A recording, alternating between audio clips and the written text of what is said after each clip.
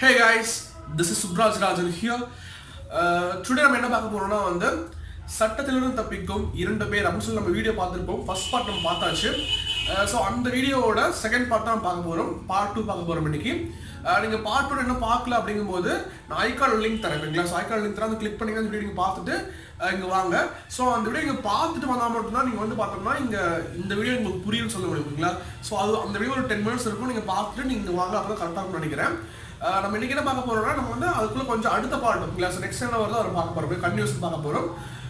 நம்ம சொல்லியிருப்போம், ஃபர்ஸ்ட் பார்ட்லாம் சொல்லியிருப்போம். இந்த மாதிரி இந்தியன் கான்ஸ்டியூஷனில் பார்த்தோம்னா பார்ட்ஸ் 25 இருக்கும். அந்த பார்ட்ஸ்குள்ள பார்த்தோம்னா ஒரு ஆர்டிகல்ஸ் இருக்கும். ஆர்டிகல்ஸ் பார்த்தோம்னா 448 இருக்கும் இது வரைக்கும் அப்படின்னு சொல்லியிருப்போம்.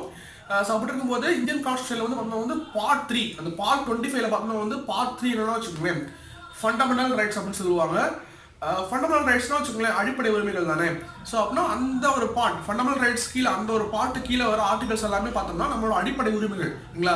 ஸோ அந்த அடிப்படை உரிமைகள் ஏதோ ஒன்று நமக்கு கிடைக்கல அப்படிங்கும்போது நம்ம என்ன பண்ணலாம்னா ஒரு கோர்ட்ல கேஸ் கொடுத்தா அந்த நம்மளோட ஒரு சட்டத்தின்படி பார்த்தோம்னா அந்த அடிப்படை உரிமைகளை திருப்பி பெற முடியும் அப்படின்னு சொல்ல முடியும் இல்லைங்களா. ஸோ இதுதான் கான்செப்ட். இது அது கீழே வரலாம் அப்படிதான் இருக்கும். அப்படி இருக்கும்போது இந்த ஒரு பார்ட் 3 ஃபண்டமெண்டல் ரைட்ஸ் அது கீழே பார்த்தோம்னா எத்தனை ஆர்டிகல் இருக்குன்னா ஆர்டிகல் 14 to ஆர்டிகல் 18 வரைக்கும் இருக்கு. 14 to 18 வரைக்கும் இருக்கு.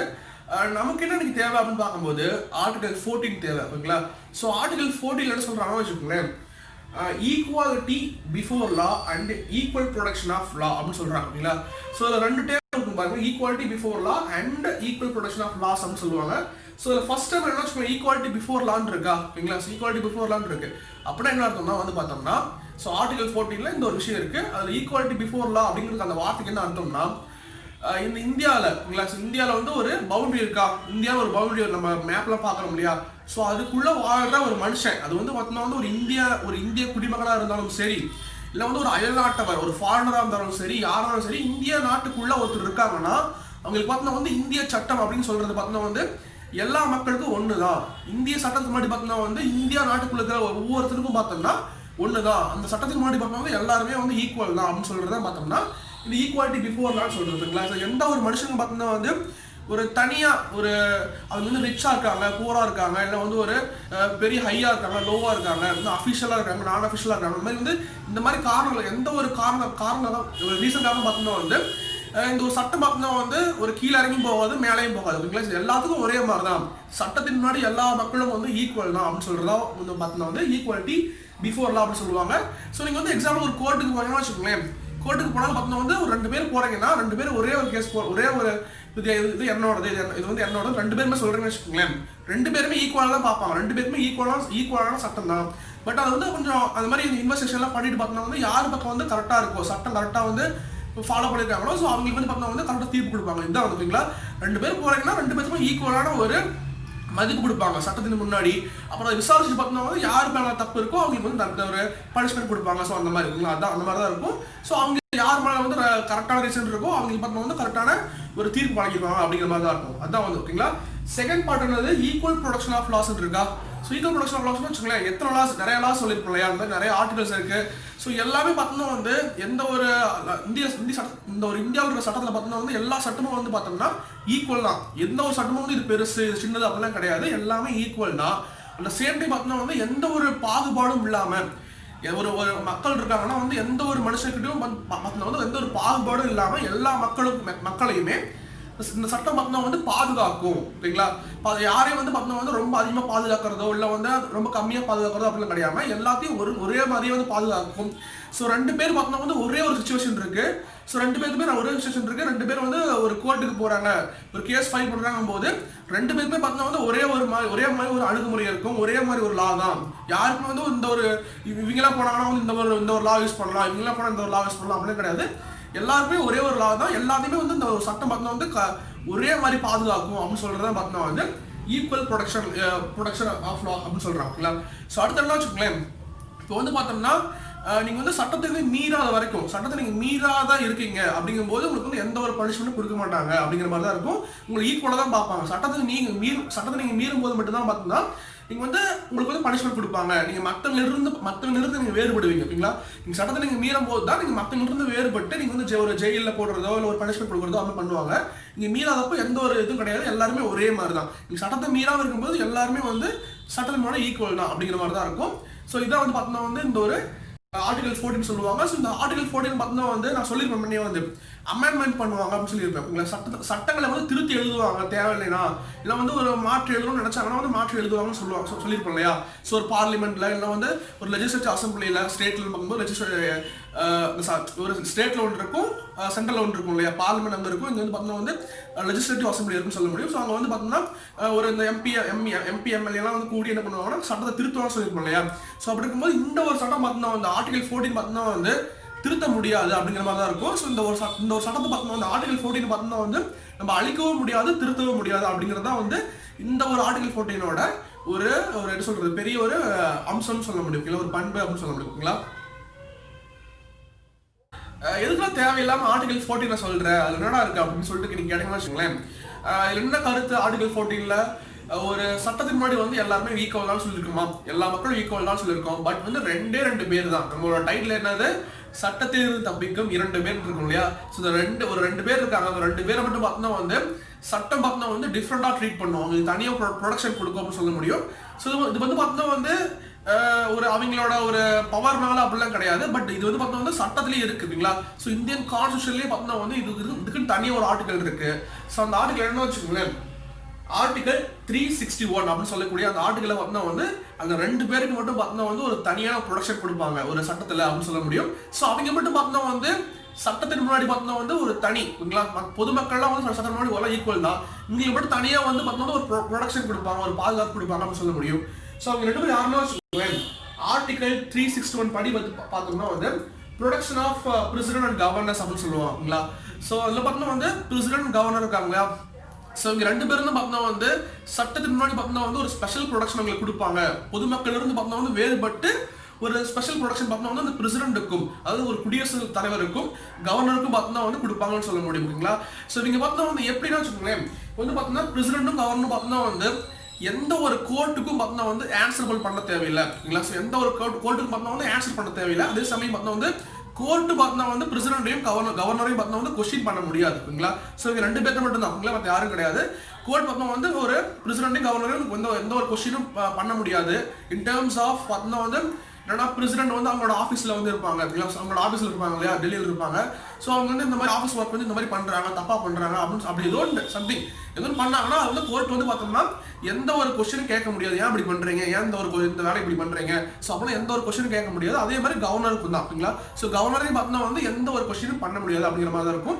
ஸோ வந்து கவர்னர் பார்த்தோம்னா வந்து ஒரு ஸ்டேட்டோட ஒரு ஹெட்டாக இருப்பார். கவர்னர் பார்த்தா இருப்பார்.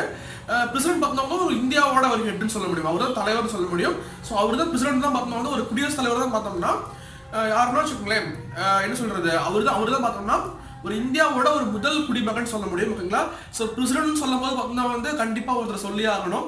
ஸோ அப்துல் கலாம் ஐயா. ஸோ அவர் வந்து பார்த்தோம்னா வந்து தமிழ்நாட்டிலேருந்து பிறந்து அவர் வந்து இந்தியாவோட ஒரு ஹையஸ்ட் போஸ்ட் அதுதான் பிரசிடென்டாக ஆயிருக்காரு. ஸோ அப்படின்னு நினைக்கும்போது ரொம்ப பெருமையாக இருக்குது. நம்ம அதை சொல்லி ஆகணும் கண்டிப்பாக. அந்த மாதிரி இருக்கும்போது பிரசிடென்ட் தான் பார்த்தோம்னா வந்து இந்தியாவோட ஒரு ஹெட், அவர் தான் ஹையஸ்ட் ஹெட்னு சொல்ல முடியுங்க. ஸோ அவர் தான் பவர் உண்மையாலுமே. ஸோ அப்படி இருக்கும்போது அவங்கள பிரசிடென்ட்டையும் கவர்னர் பார்த்தா எந்த ஒரு கொஸ்டினும் பண்ண முடியாது.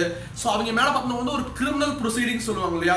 ஸோ ஒரு கிரிமினல் வழக்கு அப்படின்னு சொல்லக்கூடிய ஸோ எந்த ஒரு வழக்குமே போட முடியாது. அவங்க வந்து பார்த்தோம்னா வந்து அவங்களோட ஒரு பதவிக்காலம் இருக்கும். ஸோ அந்த பதவிக்காலம் பார்த்தோம்னா இந்தியன் கான்ஸ்டியூஷன் படி பார்த்தோம்னா வந்து பிரசிடென்ட் பிளஸ் வந்து கவர்னரோட பதவிக்காலம் எவ்வளோன்னு வச்சுக்கோங்களேன், 5 years. ஓகேங்களா? ஸோ இந்த 5 years அவங்க வந்து இருக்கும்போது அவங்க வந்து எந்த ஒரு தப்பு பண்ணாலுமே, ஒரு கிரிமினலா ஒரு விஷயம் பண்ணாலுமே அவங்க மேலே வந்து கேஸ்லாம் போட மாட்டாங்க. ஓகேங்களா? ஸோ ஒரு 10 பேர் இருக்காங்க. அந்த 10 பேர்ல பார்த்தோம்னா ஒரு பிரசிடென்டோ கவர்னரோ வந்து இருக்காங்க. ஸோ இந்த 10 பேரும் சேர்ந்து ஒரு வேலையை பண்றாங்க, ஒரு கிரிமினல் ஒரு குற்றம் பண்றாங்கன்னா ஸோ அந்த கேஸ் வந்து எப்படி இருந்தாலும் வந்து கேஸ் ஃபைல் பண்ணுவாங்க இல்லையா? ஸோ ஃபைல் பண்ணும்போது பார்த்தோம்னா வந்து அந்த 10 பேர்ல பார்த்தோம்னா பிரசிடென்டோ கவர்னரோ இருந்தாங்கன்னா மீதிக்கிற 9 பேரோட பேர் மட்டும்தான் பார்த்தோம்னா அந்த கேஸ்ல இருக்கும், எஃப்ஐஆர்ல இருக்கும். அவங்களோட பிரசிடென்ட் பேரோ கவர்னர் பேரோ வந்து எங்கேயுமே யூஸ் பண்ண மாட்டாங்க ஓகேங்களா. ஸோ அவங்களோட பதவி காலம் இருக்கிற வரைக்கும் மட்டும்தான் ஓகேங்களா. ஸோ அந்த மாதிரி தான். அதே மாதிரி பார்த்தோம்னா ஒரு சிவில் வழக்கு அப்படின்னு சொல்லும்போது ஒரு சொத்து வழக்கு இல்லை வந்து ஒரு ஏதாவது சொத்து மோசடி பண்றாங்க இல்லை வந்து பணம் மோசடி பண்றாங்க இந்த மாதிரிலாம் வழக்கு இல்லையா. ஸோ கிரிமினல் வழக்கு வேற சிவில் வழக்கு வேற அப்படின்னு சொல்லுவாங்க. சிவில் கேஸ் சொல்லுவாங்க இல்லையா. ஸோ அது பார்த்தோம்னா வந்து ஒரு சொத்து வழக்கு அந்த மாதிரிலாம் இருக்கும், இட பிரச்சனை அந்த மாதிரிலாம் இருக்கும். ஸோ அந்த மாதிரி இருந்தாலும் பார்த்தோம்னா வந்து எந்த ஒரு கோர்ட்டும் வந்து அவங்க மேலே கேஸ் போட முடியாது. அவங்க பேர் எங்கேயுமே வந்து எந்த ஒரு கேஸ்லையுமே எந்த ஒரு எஃப்ஐஆர்லையுமே வராது அப்படிங்கிற மாதிரி தான் இருக்கும். இம்பார்ட்டன்ட் பாயிண்ட்னா வந்து அவங்களோட பதவி காலம் முடிகிற வரைக்கும் மட்டும்தான். அந்த 5 வருஷம் வந்து பார்த்தோம்னா வந்து உங்களோட பதவி காலம் இருக்கும், பிரசிடென்ட்டுக்கும் கவர்னருக்கும் இருக்கும். ஸோ அந்த பதவி காலம் முடிய வரைக்கும் பார்த்தோம்னா எந்த ஒரு கேஸுமே அவங்களால போட மாட்டாங்க. ஸோ எந்த ஒரு அந்த மாதிரி இருக்கும். எந்த ஒரு ஒரு ஜெயிலையும் போட மாட்டாங்க. இம்ப்ரிசன் சொல்லுவாங்க இல்லையா. ஸோ ஜெயிலையும் வந்து போட மாட்டாங்க அப்படிங்கிற மாதிரி தான் இருக்கும். அதான் சிம்பிள் கான்செப்ட். ஸோ இந்த மாதிரி தான் இருக்கும். அவங்களோட இப்போ வந்து எக்ஸாம்பிளுக்கு என்னன்னா வச்சுக்கோங்களேன், அவங்க வந்து அவங்க ஆஃபீஸில் அவங்க வந்து அந்த பதவி ஏற்றுட்டு அவங்க ஆஃபீஸ்க்குள்ள போகிறாங்க, அப்புறம் அவங்க பதவி விட்டு வெளியே வராங்க. அது வரைக்கும் அவங்க எந்த ஒரு கேஸுமே அவங்க மேலே ஃபைல் பண்ணவே மாட்டாங்க அப்படிங்கிற மாதிரி தான் இருக்கும். ஸோ இதை பார்த்தா வந்து ஒரு 2 பேர், இந்த 2 பேர் வந்து என்ன பண்ணாலுமே வந்து அவங்க வந்து கேஸ் போட மாட்டாங்க. கோர்ட்டோ இல்லை வந்து பார்த்தா ஒரு போலீஸோ எதுவுமே பண்ண முடியாது அவங்க மேலே. ஸோ சட்டம் பார்த்தோம்னா வந்து இந்திய சட்டம் பார்த்தோம்னா வந்து அவங்களுக்கு மட்டும் பார்த்தோம்னா ஒரு ஸ்பெஷல் ப்ரொடெக்ஷன் கொடுக்குது. அட் த சேம் டைம் பார்த்தோம்னா வந்து இது வந்து பார்த்தோம்னா வந்து அந்த ஆர்டிகல் 14 பார்த்தோம்னா வந்து ஒரு எக்ஸப்ஷன், ஒரு விதிவிலக்குன்னு சொல்ல முடியும். ஸோ அந்த 5 வருஷம் பார்த்தோம்னா வந்து அவங்களோட பதவி காலம் முடிஞ்சுக்கிட்டையும் பிரசிடென்ட்டுக்கோ கவர்னருக்கோ பதவி காலம் முடிஞ்சுக்கிட்டையும் பார்த்தோம்னா ஸோ அவங்க மேலே அப்பதான் கேஸ் போடுவாங்க. கண்டிப்பாக அது கேஸ் போடாமல் இருக்க மாட்டாங்க. பட் அந்த 5 வருஷம் வரைக்கும் வந்து அந்த 5 வருஷம் அந்த உங்களோட பதவி காலம் வரைக்கும் தான் வந்து கேஸ் போட மாட்டாங்க. பதவி காலம் முடிஞ்சுக்கிட்டையும் பார்த்தோம்னா கண்டிப்பாக கேஸ் போட்டுருவாங்க. இன் கேஸ் பிரசிடென்ட்டும் கவர்னரும் வந்து தப்பு பண்றாங்க அப்படிங்கும்போது யார் அவங்கள கொஸ்டின் கேட்பாங்க? ஏன்னா வந்து எந்த ஒரு கோர்ட்டும் அவங்கள கொஸ்டின் பண்ண முடியாது. ஸோ பிரசிடென்ட்டும் கவர்னரும் பார்த்தா வந்து கோர்ட்டுக்கும் பதில் சொல்லவும் தேவையில்லை அப்படிங்கும்போது எந்த ஒரு கேஸும் வந்து அவங்களால ஃபைல் பண்ண முடியாது அப்படிங்கும்போது யார் அவங்க தப்பு பண்ணால் யார் கொஸ்டின் கேட்பாங்க அப்படின்னு ஒரு தாட் வரும் இல்லையா. ஸோ அப்படி இருக்கும்போது வச்சுக்கோங்களேன், ஏன்னா வந்து இந்தியாவோட சுப்ரீம் கோர்ட் இருக்கும் இல்லையா, அதான் வந்து ஒரு இந்தியாவோட ஒரு பெரிய கோர்ட்னு சொல்ல முடியும். ஒரு ஹை லெவலில் அதான் ஒரு கோர்ட் இருக்குங்களா, சுப்ரீம் கோர்ட் இருக்கும், டெல்லியில் இருக்கு. ஸோ அந்த சுப்ரீம் கோர்ட்டோட ஹை லெவல் ஜட்ஜ் இருப்பார் இல்லையா. ஸோ அவர் தான் பார்த்தோம்னா வந்து இந்தியாவோட ஒரு பெரிய ஜட்ஜுன்னு சொல்ல முடியும், ஒரு ஹை லெவல் அத்தாரிட்டின்னு சொல்ல முடியும். ஜட்ஜ்லேயே சீஃப் ஜஸ்டிஸ் ஆஃப் இந்தியான்னு சொல்லுவாங்க ஓகேங்களா. ஸோ அவர் தான் ஹை லெவல் ஜட்ஜ் இந்தியாவிலேயே. ஸோ அவரையே பார்த்தோம்னா வந்து பிரசிடென்ட் தான் நியமனம் பண்ணுவார், நியமனம் பண்ணுவார் ஓகேங்களா. ஸோ அவர் தான் அப்பாயின்மெண்ட் பண்ணுவார். அப்படி இருக்கும்போது எந்த ஒரு கேஸுமே ஃபைல் பண்ண முடியாது, அப்படிதான் இருக்கும். அதுதான் ஒரு சட்டமா இருக்கு. ஸோ அப்படி இருக்கும்போது பிரசிடென்ட்டையும் கவர்னரையும் வந்து யார் வந்து கொஸ்டின் கேட்பாங்க தப்பு பண்ணா அப்படின்னு பார்க்கும்போது நான் வந்து சிம்பிளா சொல்றேன், புரிஞ்சுக்கோங்க. இப்போ நாமளாம் இருக்கும் இல்லையா, ஒரு பொதுமக்கள் நாம இருக்கும். ஸோ பொதுமக்கள் வந்து யாரை சூஸ் பண்றோம், யாரை வந்து நம்ம ஓட் போட்டு சூஸ் பண்றோம் அப்படின்னு பார்க்கும்போது ஒரு எம்பின்னு சொல்லுவாங்க, மெம்பர் ஆஃப் பார்லிமெண்ட், இல்லை வந்து மெம்பர் ஆஃப் லெஜிஸ்லேட்டிவ் அசம்பிளின்னு சொல்லுவாங்க, எம்எல்ஏன்னு சொல்லுவாங்களா. ஸோ எம்பினா வந்து பார்த்தோம்னா ஒரு இந்தியா லெவலில் ஒரு சென்ட்ரல் லெவலில் இருப்பாங்க. எம்எல்ஏனா பார்த்தோம்னா வந்து ஒரு ஸ்டேட் லெவலில் இருப்பாங்கன்னு சொல்ல முடியும். ஸோ இவங்களை வந்து பார்த்தோம்னா வந்து நாம சூஸ் பண்ணுவோம் அப்படிங்கிற மாதிரி இருக்கும்ங்களா. இப்போ வந்து பார்த்தோம்னா நாம வந்து ஓட் போட்டு சூஸ் பண்ணுறது யாரு, எம்பி எம்எல்ஏவை சூஸ் பண்ணுறோம். ஸோ இந்த எம்பி எம்எல்ஏலாம் பார்த்தா நிறைய பேர் இருப்பாங்களா, அவங்களே வந்து ஒரு ஜாயின் பண்ணி ஒரு அசம்பிளியாக ஃபார்ம் பண்ணுவாங்க. ஸோ அந்த அசம்பிளிக்கு பேர் என்ன வச்சுக்கோங்களேன், எலக்டோரல் காலேஜ் அப்படின்னு சொல்லுவாங்க ஓகேங்களா. ஸோ இந்த எலக்டோரல் காலேஜில் இருக்கிறவங்க ஒவ்வொருத்தரும் பார்த்தோம்னா வந்து பிரசிடென்ட் எலெக்ஷன் பார்த்தோம்னா வந்து ஓட் பண்ணக்கூடிய ஒரு தகுதி பெற்றவர்கள் அப்படின்னு சொல்ல முடியும். அட் த சேம் டைம் அவங்க பார்த்தோம்னா வந்து மக்களால் தேர்ந்தெடுக்கப்பட்டவங்க அப்படின்னு சொல்ல முடியுங்களா. ஸோ சிம்பிளாக சொல்ல போனால் நாம வந்து ஓட் போட்டு சூஸ் பண்ண எம்பி எம்எல்ஏலாம் பார்த்தோம்னா வந்து ஒரு அசம்பிளியா ஃபார்ம் பண்ணி இருப்பாங்க. ஸோ அந்த அசம்பிளி பார்த்தோம்னா வந்து ஒரு எலக்டோரல் காலேஜ்னு சொல்லுவாங்க. ஸோ அந்த எலக்டோரல் காலேஜ் இருக்கிறவங்க ஒவ்வொருத்தையும் பார்த்தோம்னா வந்து பிரசிடென்ட் எலெக்ஷன்ல வந்து பார்ட்டிசிபேட் பண்ணலாம், அவங்க வந்து ஓட் பண்ணலாம் அப்படிங்கிற மாதிரி இருக்கும். ஸோ அவங்கெல்லாம் சேர்ந்து பார்த்தோம்னா வந்து பிரசிடென்ட் வந்து சூஸ் பண்ணுவாங்க அப்படிங்கிற மாதிரி இருக்கும். அப்படிதான் இருக்குங்களா. ஸோ அப்படி இருக்கும்போது வச்சுக்கோங்களேன், பிரசிடென்ட் பார்த்தோம்னா வந்து எந்த ஒரு தப்பு பண்ணாங்கன்னா வச்சுக்கோங்களேன், தப்பு பண்ணாங்கன்னா அவர் சரியில்லை, அவர் வந்து லா வந்து மீறி நடக்கிறாரு அப்படிங்கும்போது ஸோ இவங்கெல்லாம் பார்த்தோம் அந்த எலக்டோரல் காலேஜில் இருக்கிறவங்க எல்லாரும் பார்த்தோம்னா வந்து ஒரு தீர்மானம் பண்ணுவாங்க. ஸோ எல்லாரும் பண்ண மாட்டாங்க, இந்த மாதிரி பண்றாருன்னு வச்சுக்கோங்களேன், ஒரு தீர்மானம் வந்து பண்ணுவாங்க. பண்ணப்போ எல்லாருமே வந்து அதுக்கு ஓகே சொல்லிட்டாங்கன்னா வச்சுக்கோங்களேன், அப்போ வந்து பார்த்தா பிரசிடென்ட் வந்து பார்த்தோம்னா வந்து அங்கிருந்து பார்த்தோம்னா அந்த ஒரு பதவி வந்து விலக செய்ய முடியும் அப்படிங்கிற மாதிரி தான் இருக்கும். ஏன்னா வந்து அவங்க எல்லாரும் ஒத்துக்கணும், அதில் இருக்கிற ஒரு மெஜாரிட்டியான பீப்புள் பார்த்தா வந்து ஒத்துக்கணும் அப்படிங்கிற மாதிரி இருக்கும். ஸோ அந்த எலக்டோரல் காலேஜில் இருக்கிற மெஜாரிட்டியான பீப்புள் ஒத்துக்கிற மாதிரி இருக்கும். ஸோ அப்படி வந்து அக்செப்ட் பண்ணிட்டாங்கன்னா பார்த்தோம்னா பிரசிடென்ட் பார்த்தா வந்து பதவி விலக செய்ய முடியும் அப்படிங்கிற மாதிரி தான் இருக்கும். அதுக்கு பேர் என்ன வந்து இம்பீச்மெண்ட் அப்படின்னு சொல்லுவாங்க ஓகேங்களா. ஸோ அதுக்குன்னு தனியாக ஒரு ஆர்டிகல் இருக்கு, நம்ம அந்த ஆர்டிகல் நம்ம வந்து ஃபியூச்சர்ல பார்க்கலாம் அப்படிங்களா. அதை பற்றி நம்ம டீட்டெயிலாக பேசுவோம். இப்போ வந்து நம்ம பேசின டைம் ரொம்ப ஆயிரும், ஃபியூச்சர்ல பார்க்கலாம், அதுவும் நல்லா இருக்கும் வந்து. சரி காய்ஸ், அந்த ஒரு 2 பேர் யாருன்னா வந்து பிரசிடென்ட்டும் கவர்னர் தான் அப்படின்னு நினைக்கிறேன். ஸோ உங்களுக்கு பிடிச்சிருந்தா பார்த்தோம்னா வந்து அந்த ஃபர்ஸ்ட் பார்ட்டியும் செகண்ட் பார்ட்டியும் வந்து பார்த்தோம்னா வந்து உங்கள் ஃப்ரெண்ட்ஸுக்கு ஷேர் பண்ணுங்க. ஸோ அவங்களும் தெரிஞ்சுக்கணும்னு நினைக்கிறேன். ஏன்னா ஒரு இந்தியாவிலே பார்த்தோம்னா வந்து ஒரு 2 முக்கிய பதவிகள் அப்படின்னு சொல்ல முடியும், ஒரு பெரிய பதவியும் கூட. ஸோ 2 பேருக்கும் பார்த்தோம்னா இந்த மாதிரி ஒரு சலுகை இருக்கு. பட் அந்த ஒரு பதவிக்கு போகிறது வந்து அவ்வளோ ஈஸி கிடையாது, ஓகேங்களா? அதுவும் ரொம்ப கஷ்டம் தான். சரி guys, நம்ம இன்னொரு வீடியோவில் பார்க்கலாம் சீக்கிரமாகவே பார்ப்போம். Until then, Subraj Rajan signing off here. Cool.